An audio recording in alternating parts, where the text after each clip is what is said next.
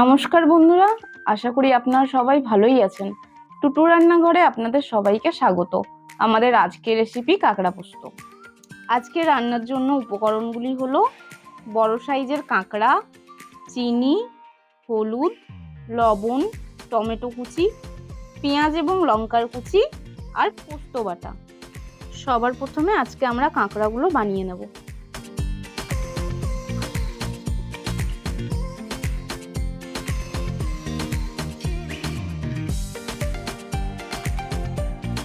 কাঁকড়াগুলো বানানোর সময় খুব সাবধানে ছাড়াবেন, হাতেও লেগে যেতে পারেন।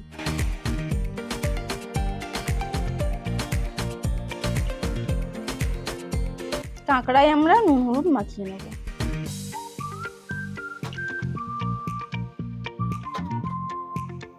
ভালো করে মাখিয়ে নিচ্ছি।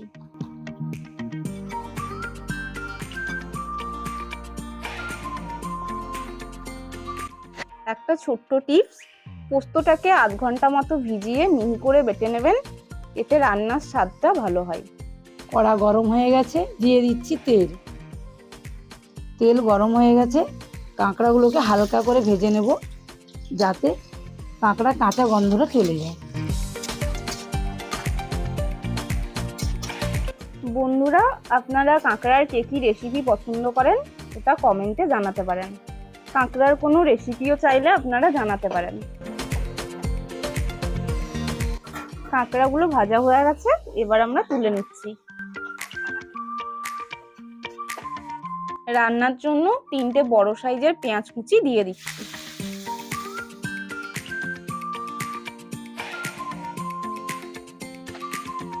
দিয়ে দিচ্ছি লঙ্কা কুচি।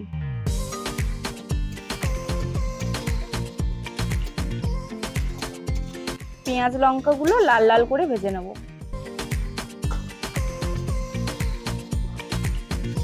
ভাজা পেঁয়াজ লঙ্কার একটা সুন্দর গন্ধ ওঠা শুরু করেছে। এরপরে দিয়ে দিচ্ছি টমেটো কুচি।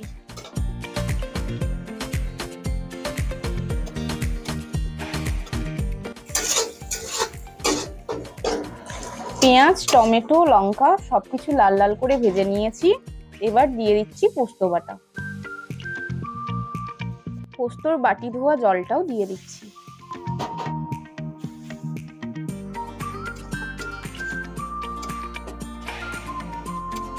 বন্ধুরা, আপনারা কমেন্টে জানান আমাদের রান্নাগুলি আপনাদের কেমন লাগছে।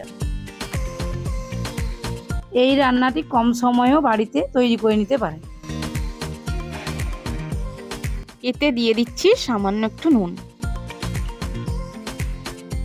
নুন দেওয়ার সময় খেয়াল রাখবেন, কারণ কাঁকড়াতেও আমরা নুন হলুদ ব্যবহার করেছিলাম। এবার দিয়ে দিচ্ছি সামান্য একটু চিনি। এটা অপশনাল, আপনারা চাইলে দিতেও পারেন অথবা না দিতেও পারেন। মশলা থেকে দারুণ একটা গন্ধ উঠতে শুরু করেছে। এবার দিয়ে দিচ্ছি কাশ্মীরি লঙ্কা গুঁড়ো।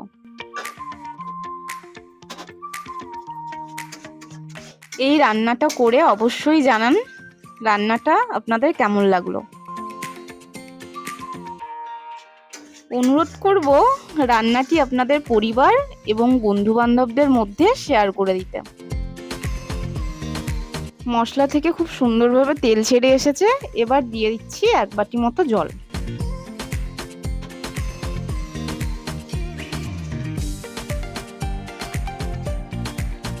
এবার কাঁকড়াগুলো দিয়ে 10 মিনিটের জন্য ঢাকা দিয়ে রেখে দেবো।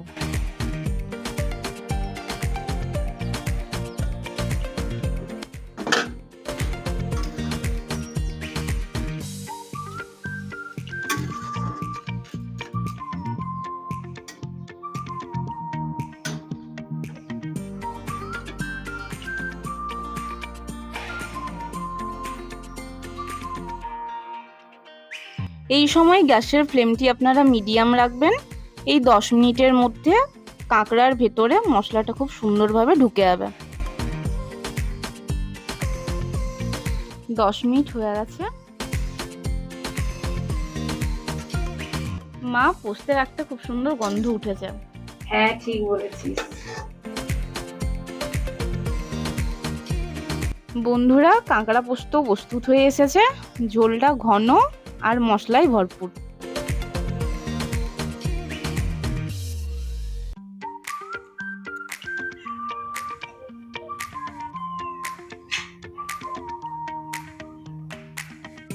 ভিডিওটি ভালো লাগলে লাইক করবেন এবং টুটু রান্নাঘর চ্যানেলটি সাবস্ক্রাইব করে আমাদের পাশে থাকবেন। আজকের মতো এখানেই বিদায়। আবার দেখাবে নতুন কোন রেসিপি নিয়ে। ততক্ষণ আপনারা ভালো থাকুন, সুস্থ থাকুন।